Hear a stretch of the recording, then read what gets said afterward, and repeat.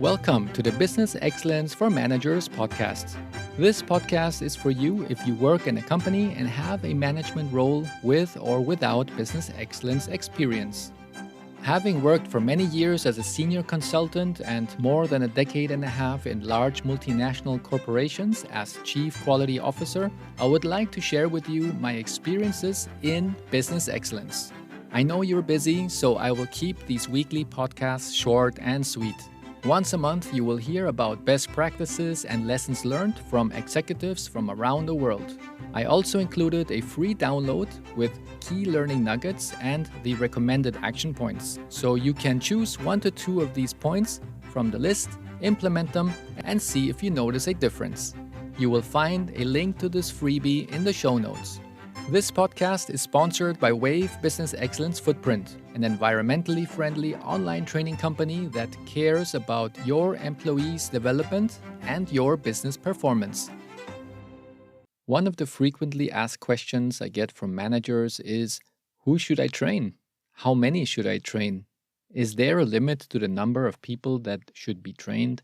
In this episode, I will answer these 3 questions. Let's start with the first question, which is, who should I train?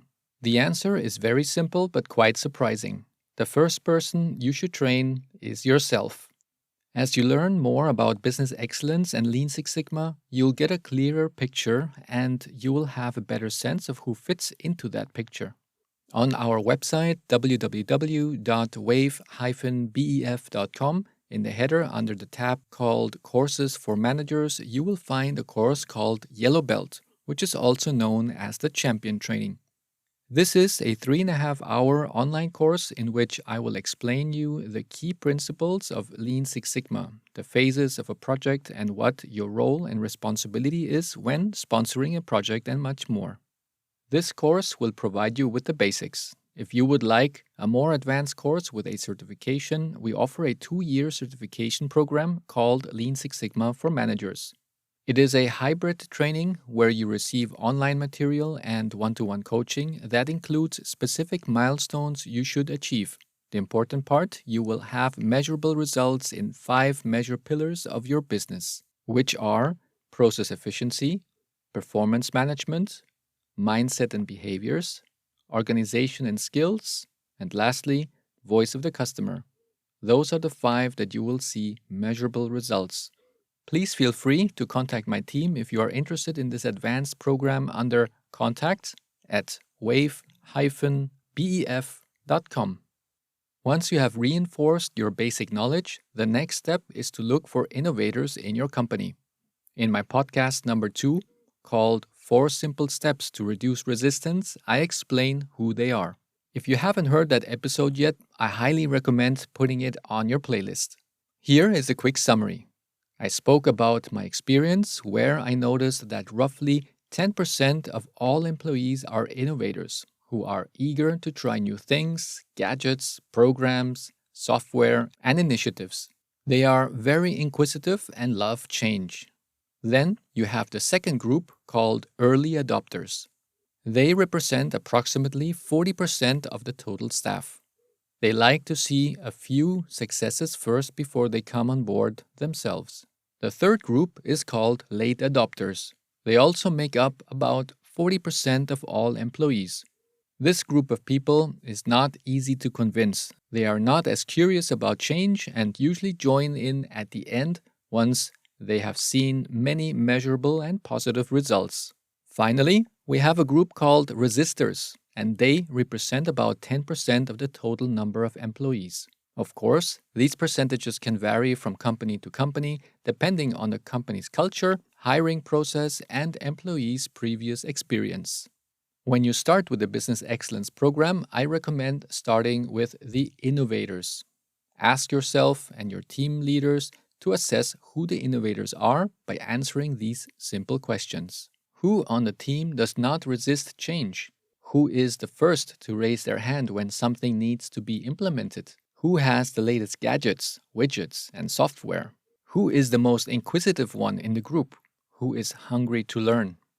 Please do not choose a person from the program who happens to be available. This usually does not end well. The criteria should not be to find someone who is not busy. Sometimes, those who are the busiest are the ones that could benefit the most from such a program. Of course, the best scenario would be to find an innovator who is available and has time, but that does not really happen that often. Another important aspect to consider when selecting lean practitioners, green belts, and black belts is that you will allocate a project to these individuals. They will take on the role of a project leader. Greenbelt trainees should invest between 5 to 10% of their time in a process improvement project. The rest of the time, they work on their usual tasks and duties in the company. Black belt trainees should spend more than 50% of their time working on projects. Another point that differentiates green belts from black belt is the complexity of their projects. Green belt projects can be completed 1 to 2 months sooner than a black belt project, and these projects bring a measurable return to the company of approximately 12,000 to 50,000 euros. And this is a mix between soft and hard savings. This is already a very good return on investment because the training and certification do not cost that much. If we are talking about black belts, the results of their projects should be in the range of 50,000 to 100,000 euros per year, which corresponds to 5 to 10 times the investment. A complete black belt certification, and we are recording this in year 2023, is slightly under 10,000 euros, which makes it a very lucrative business case. Once certified, it's crucial that you, as the manager, plan to allocate more projects to this person because they are now equipped with the skills that will bring even more value to the company with each project completed. The black belts who reported to me had a yearly goal of achieving between 200,000 and 500,000 euros of measurable savings per year. Those who did this for several years could easily generate €500,000 a year through their various projects and coaching sessions they provided to other practitioners. If you plan to train and certify lean practitioners, their time allocation will be similar to that of a green belt. They should continue to work on their tasks and invest 5 to 10% of their time on lean projects, which are more pragmatic than the Six Sigma green belt projects. The return per lean project is about 8,000 to 12,000 euros. These numbers are, of course, just averages. For some projects, we might have €0 benefit because it was categorized as a strategic project to improve employee motivation or customer satisfaction. Then, it may be that another lean or green belt practitioner with a short and simple project will bring 1.5 million euros hard savings to the company. I have seen it all. If you're wondering why these Lean Six Sigma certifications are linked to belt colors, well, they are linked to the project leader's level of experience with Lean Six Sigma methods. As you probably guessed, it originated from martial arts.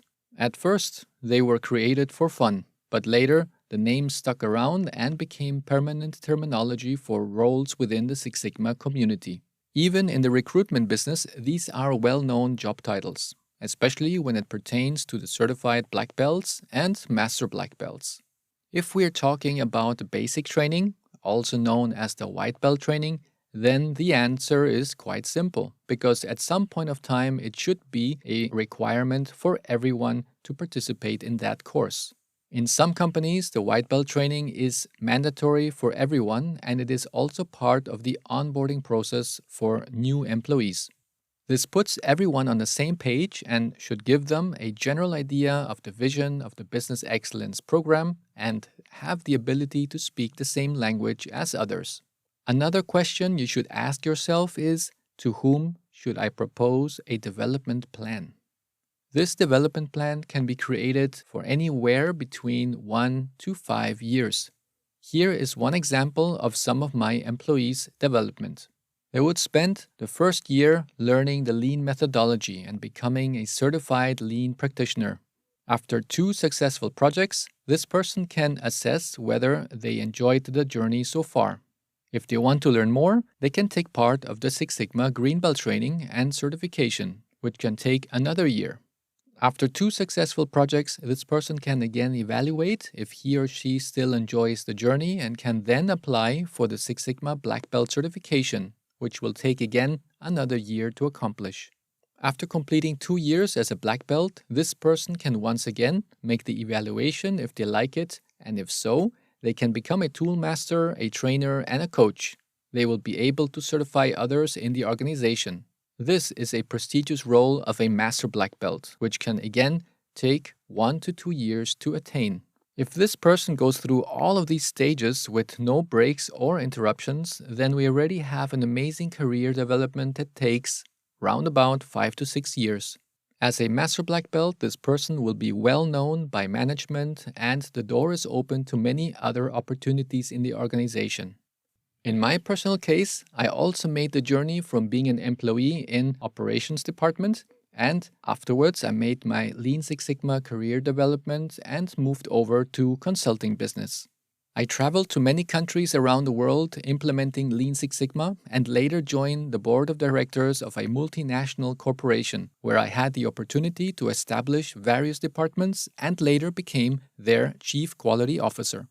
This is not to brag about my career path, but more to show you the possibilities and opportunities available to your employees when they choose to develop themselves using the business excellence tools and methods. A word of advice if you want to train someone as a black belt and a master black belt. Please check their current compensation package and compare it to the market reference zone and decide if it's feasible to close the gap once the person is certified. The gap does not need to be closed at once. This can be done in a step-by-step approach. For example, if the newly certified black belt is able to bring a measurable benefit to the company of 200,000 to 500,000 euros per year, then he or she receives a salary increase of the amount of X per year.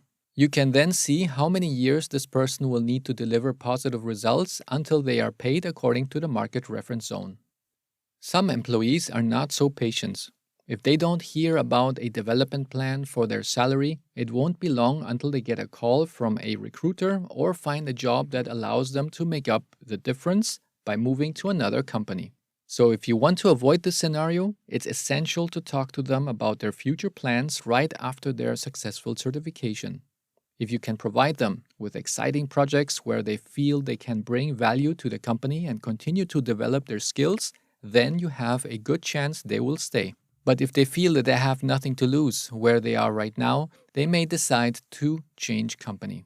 You can provide them the perspective of a further career development. For example, telling them that they may obtain their Master Black Belt certification in the future. And in the meantime, they should be given exciting tasks such as creating and leading new initiatives, building a culture of continuous improvement, allowing them to train lean and green belt practitioners, and being one of the key change agents in the company. If you provide them with a good working environment, they are likely to stay, even if they know it may take several years before they reach their market reference zone. There was a study that researched the factors that kept people in a company. Salary did not come first. The first place was the relationship people had with their managers. If you are training someone who is already a project manager, the gap may not be that big and it won't be that hard to close it.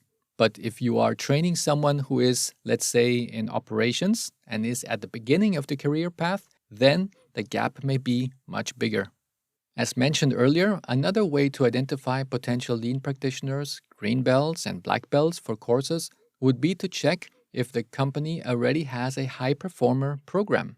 If so, take a look at who is listed in that program and ask them if they would be interested in learning about business excellence methods and tools so that they can lead process improvement projects and bring even more value to the company.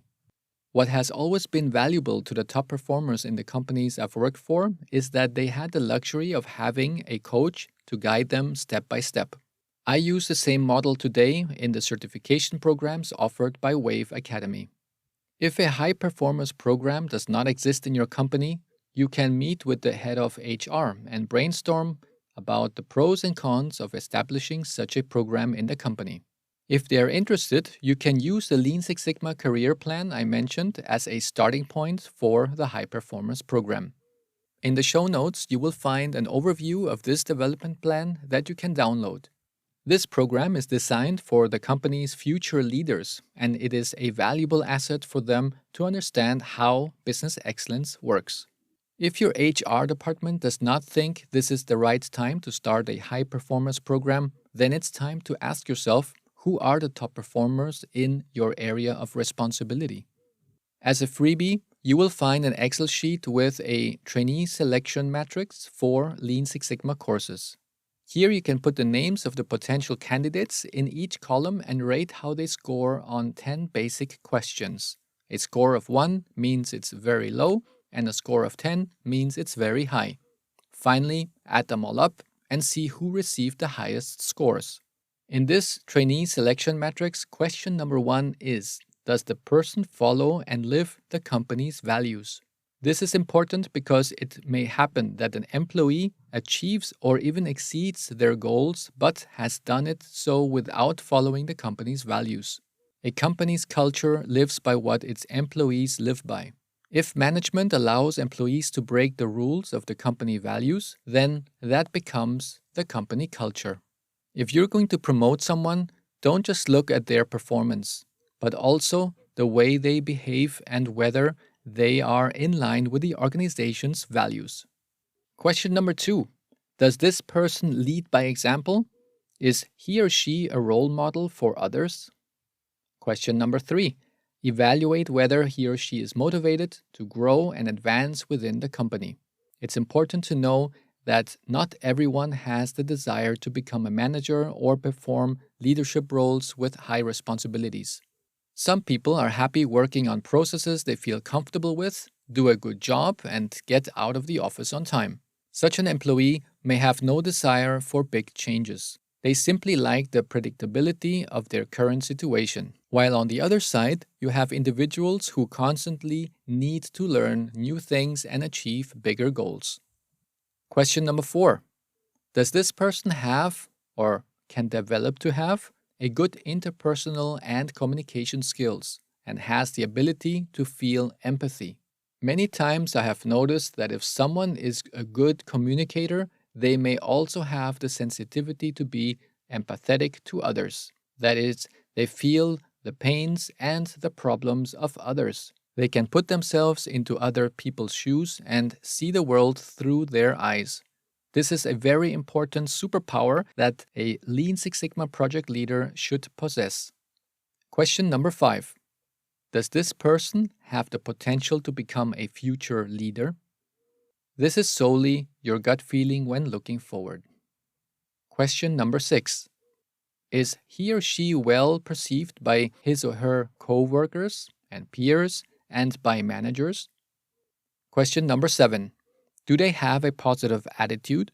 When leading projects, the project leader should always have a positive attitude towards the project outcomes. Their attitude will be reflected towards the team.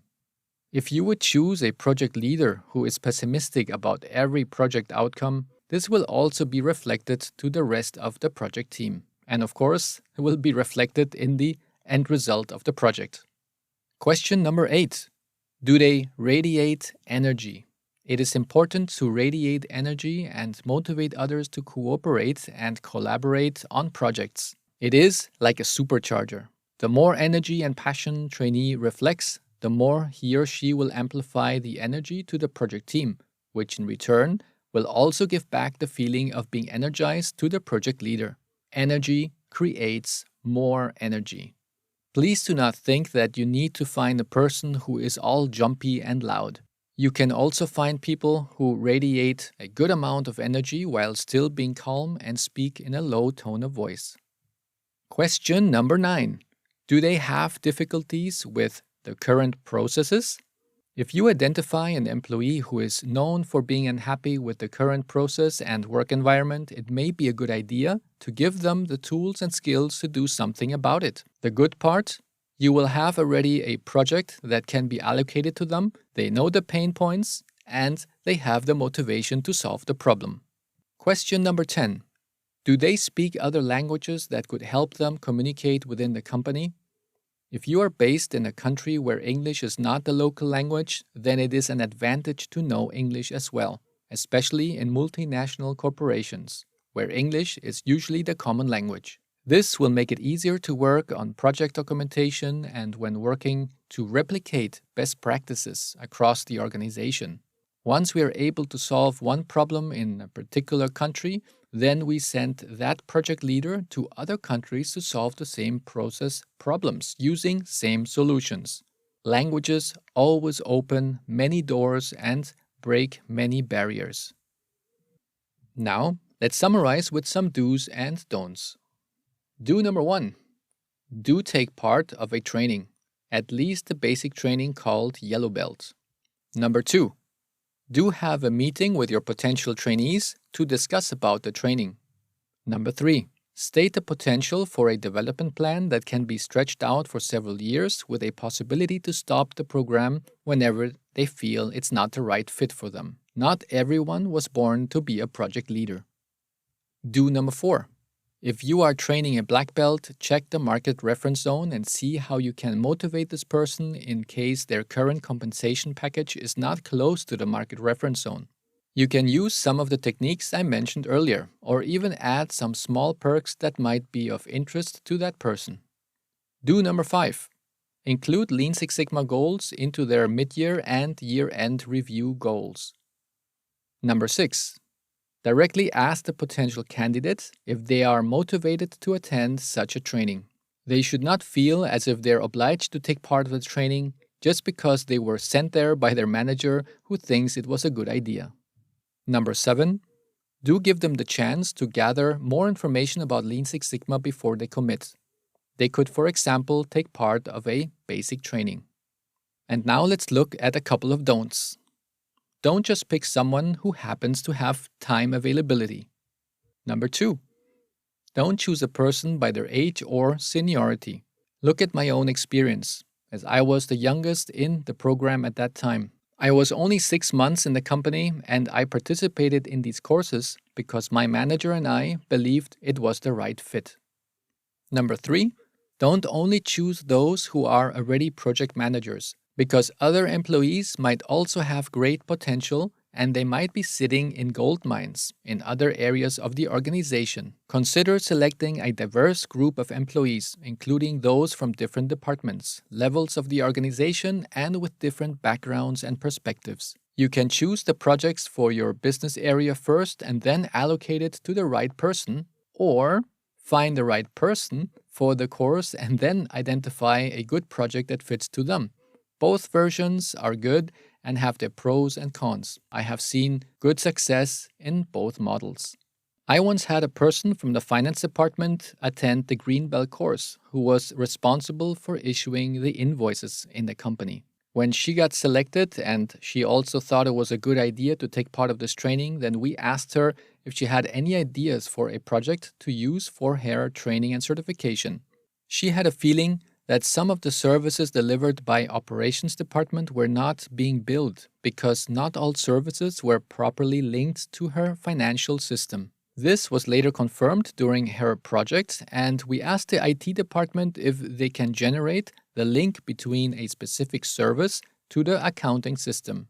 This was possible, and after working on it for round about 2 days, the company was finally able to correctly invoice the customer for the services performed under the service level agreement. The implementation of the small project took her round about 2 months and generated an increase in revenues, which are hard savings, of 1.4 million euros for the company. This was the amount that had not been collected in previous years, and the management was shocked, but at the same time happy that we did this Lean Six Sigma project. Her training and certification have definitely paid off. And that's what we mean when you have an employee who's sitting in a gold mine. Point number 4. Don't forget that you do not only need to consider the availability of your trainee who's going through the course, but also the availability of the people who will be taking part of their project. The selected trainee will need the support of their manager and the organization to be successful in their role as a project leader to improve the processes. If you happen to choose too many trainees from the same department, their workshops may conflict with each other, and it will be too demanding for the team's availability to attend so many workshops from all of these projects at the same time. Number 5. Don't forget to use the trainee selection matrix to help you choose the right person. Please make sure that this document is kept confidential. It should only be seen by you. Now, it's time that we move to the next and final question in this podcast, which is there a limit to the number of employees I should train? How many should I train? The answer to the first question is yes. There is a limit to how many lean practitioners, green belts, black belts, and master black belts we should have active in the company at the same time. When it comes to the basic training and change management training, there are no limits as this is beneficial for everyone. In my experience, this is the best balance. Of the total number of employees that you have in your company, 10% of them should be active in lean or green belt projects each year. If some trainees complete their certification, say this year, and do not continue with more projects for the next year, then your 10% mark will drop and you will need to train new green belts or lean practitioners so that we can keep the 10% active rate per year. In terms of black belts, the goal is 1% of your total staff should be black belts. For the role of a master black belt, you can have one master black belt for an organization that covers between 100 employees and maximum 2,000 employees. If you exceed these numbers and percentages, it could be too much of a strain for your teams as there will be too many projects that are running at the same time. If you are below this mark, then you know that there is still potential to generate greater efficiency in the organization. And one final point is that you do not need to jump straight to the ideal values which I mentioned above. You can develop your business excellence program step by step. It can take up to 5 years to have the ideal program maturity. In the show notes, you will find a link to a downloadable PDF with the learning nuggets and simple action points. You can choose the action points that best fit your current situation and evaluate whether they brought you value. Feel free to let me know how it went. Your feedback is important to my team and me so we can continuously improve the value we deliver as we want to give you the most from each episode. Please rate, subscribe, send in your comments and share with those you think could profit from this episode. It's very much appreciated and I am grateful for your messages. I am also a work in progress and I strive to do things better every day. Investing in yourself is the best investment. Therefore, if you are interested in finding out more about courses and certification programs that were designed for you as a manager to further boost your business excellence initiatives, please go to the Courses for Managers tab in my company website. On the other hand, if you want to further develop your employees or perhaps your high performers so that they can bring even more value to the company and learn new skills and methods for solving process issues, then please select Courses for Employees tab on our website www.wave-bef.com. Thank you, stay tuned, and I'm looking forward to seeing you soon in the next episode.